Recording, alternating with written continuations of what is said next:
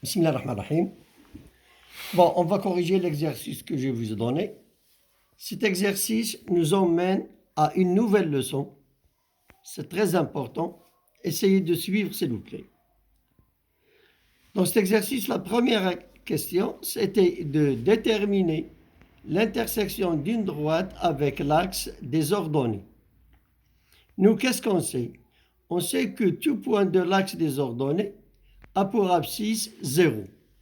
Donc, si A est l'intersection de la droite D et de l'axe des ordonnées, ça veut dire que A directement a pour abscisse 0.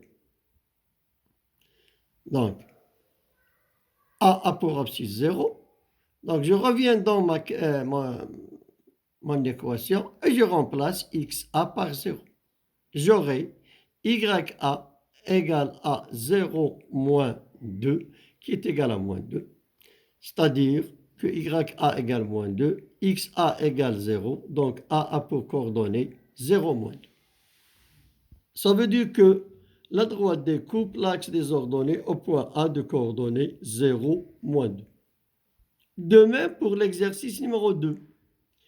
Nous avons une droite delta d'équation Y égale 3X. On vous demande de déterminer l'intersection de delta avec l'axe des abscisses. On sait que chaque point de l'axe des abscisses a pour ordonnée 0. Le voilà ici. Même si le point A change de place, l'ordonnée ne change pas. Il est toujours égal à 0. Donc, je remplace YB par 0. Et j'aurai dans cette équation 0 est égal à 3 fois XB. Ça veut dire que XB est égal à 0. Donc le point B a pour coordonnées 0, 0. C'est-à-dire que la droite delta coupe l'axe des ordonnées en point B de coordonnées 0, 0. Passons à l'exercice, à la question numéro 3. On vous demande de montrer que les droites D et delta sont 50. De droites 150, ça veut dire qu'ils ne sont pas parallèles. Et nous avons vu que deux droites sont parallèles s'ils ont le même coefficient directeur. Prenons la droite D. Son coefficient directeur, c'est 1. La droite delta, son coefficient directeur, c'est 3. Et 1 est différent de 3. Donc, les droites ne sont pas parallèles, alors ils sont 50. C'est-à-dire qu'ils se coupent en un point. Le point d'intersection, on l'a appelé C. Le point C, c'est le point d'intersection des droites D et delta. Qu'est-ce que ça veut dire? C est l'intersection de D et delta. Ça veut dire que C appartient à la droite D et que C appartient à delta aussi.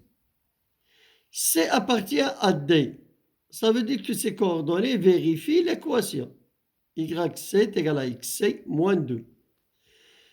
Ainsi que C appartient à delta, ça veut dire que ces coordonnées vérifient l'équation de delta. Ça veut dire que YC est égal à 3 fois XC. Maintenant, qu'est-ce que je vais faire? J'ai YC égale 3XC et YC est égal à XC moins 2. Ça veut dire que XC moins 2 égale à 3 fois XC. Le voilà. Je résume mon équation et j'obtiens XC égale moins 1.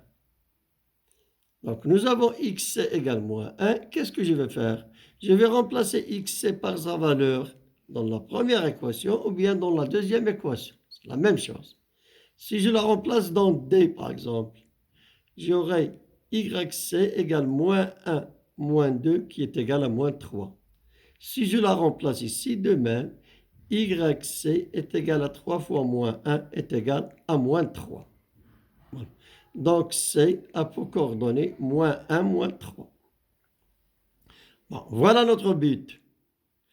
On dit que le couple moins 1, moins 3 est la solution du système X est égal à Y égale X moins 2 et Y est égal à 3x. Donc, le but de cet exercice, c'est de nous emmener au système de deux équations à deux inconnus. La méthode qu'on a suivie dans la résolution de ce système, qu'est-ce qu'on a fait? Nous avons remplacé y par sa valeur dans l'équation numéro 4. Cette méthode-là, ça s'appelle la méthode de la résolution par substitution. Il y a une autre méthode qu'on va voir après. Et il y a une autre méthode qu'on n'utilise pas souvent, bien sûr, c'est la résolution graphique. Dans la résolution graphique, qu'est-ce qu'on fait? Nous avons deux équations. Dans la première équation, on va l'écrire sous forme d'une équation réduite. La deuxième aussi, une équation réduite. Et on trace les deux droites. Prenons par exemple la première droite. On a dit que y est égal à x moins 2. La voilà. La deuxième, c'était x est égal à y égale 3x. Voilà. Donc, le point d'intersection, c'est ce point-là. Voilà, je vais déterminer leur intersection. L'intersection de cette droite et de cette droite. Voilà notre point de coordonnées moins 1, moins 3. Dans la résolution de le système algébriquement, c'est-à-dire la méthode par substitution, nous avons trouvé le couple moins 1, moins 3. Ici, dans la représentation graphique, nous avons représenté les deux droites. On a trouvé que le point d'intersection, c'est le point A de coordonnées moins 1, moins 3. Donc, le couple moins 1, moins 3, c'est la solution du système. Et on appelle cette méthode la résolution graphique d'un système.